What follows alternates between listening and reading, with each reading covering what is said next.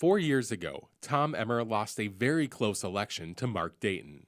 Since then, Emmer has spent time as a radio host and did not know if he would attempt a return to public office. But when Congresswoman Michelle Bachmann announced that she would not seek a fifth term, Emmer, with support from his family, decided it was time to run for office once again.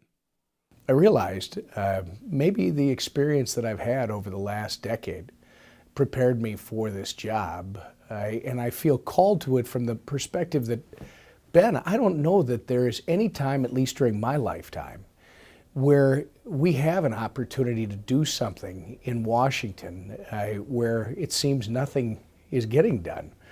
Emmer sees great opportunity for change in Washington, D.C., as many older members of Congress will leave the Capitol in the next decade. He believes strongly that the federal government needs to return to its roots, as he sees it. Frankly, the understanding, not just the mindset, that this is a constitutional republic. This is not a parliamentary democracy. The federal government is supposed to operate within certain enumerated powers, and it's supposed to do certain specific things. The rest is supposed to be left to the states. The states are supposed to be those laboratories of democracy. The one-size-fits-all, top-down approach from our federal government, frankly, has not been working, in my opinion, and it's not what this country was founded on. Emmer's economic philosophy is grounded in 3 points that he is convinced made the American economy grow robustly in the past. You need to lower the overall tax burden on individuals and businesses. You have to allow entrepreneurs to keep more of their own resources so that they can reinvest those resources and create new opportunities, not only for themselves, but more importantly, for all of us. You've got to streamline regulation. We frankly government has become so large and so invasive into every aspect of our lives. These are things that add cost and frankly create obstacles to the creation of new economic opportunity and growth. And then it's policies that create a strong dollar.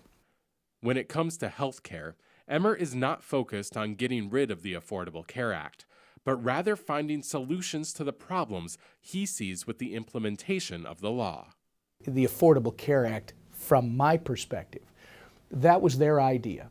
They being the Democrats. They passed it. This was the president's signature piece of legislation. They will need to show us that it can work. In the meantime, from my side of this discussion, I believe we need to be talking about the solutions that have to be in place when it doesn't work. For instance, we've got to talk about allowing small employers, small businesses to pool together to get health care coverage for their employees much the same way or at the same rates and discounts that the large employers get, right? We've got to start talking about more expanded use of health savings accounts. We've got to get rid of the medical device tax, the tax on innovation. There are so many things that we can talk about as far as solutions, because if we go back, the issue that the Affordable Care Act was trying to address was an insurance issue. It wasn't a health care issue. So let's get back to talking about, purchasing insurance across state lines. You can purchase your auto insurance from a little lizard called a gecko somewhere in a different state, but you can't purchase your health insurance. You don't have that same competition that drives quality and drives price. Immigration reform has been debated in Congress for years, and President Obama has said that he wants to pass immigration reform before he leaves office. Emmer, if elected, will be a part of those decisions, and to him, immigration reform starts with securing our borders.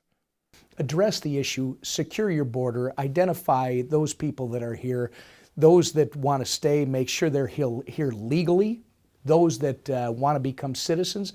They can get to the back of the line and follow the process just like anyone else that wants to become a citizen of this great country. And then the big issue that I think all of us should always be looking at, whether we're in elected office or on the outside supporting our representatives in elected office, is review the laws constantly. That's what reform is. Make sure that they make sense. Make sure that it works efficiently. People shouldn't have to wait years and years to get through the process. There shouldn't be enormous financial burdens in order to get through the process. And you should make sure that the best, the brightest, those that are motivated and want to come to this country to create a better life for themselves and their families and want to become Americans, that they have an honest opportunity to do that. If the voters send him to Washington, Emmer plans to have a customer service mentality in representing his district.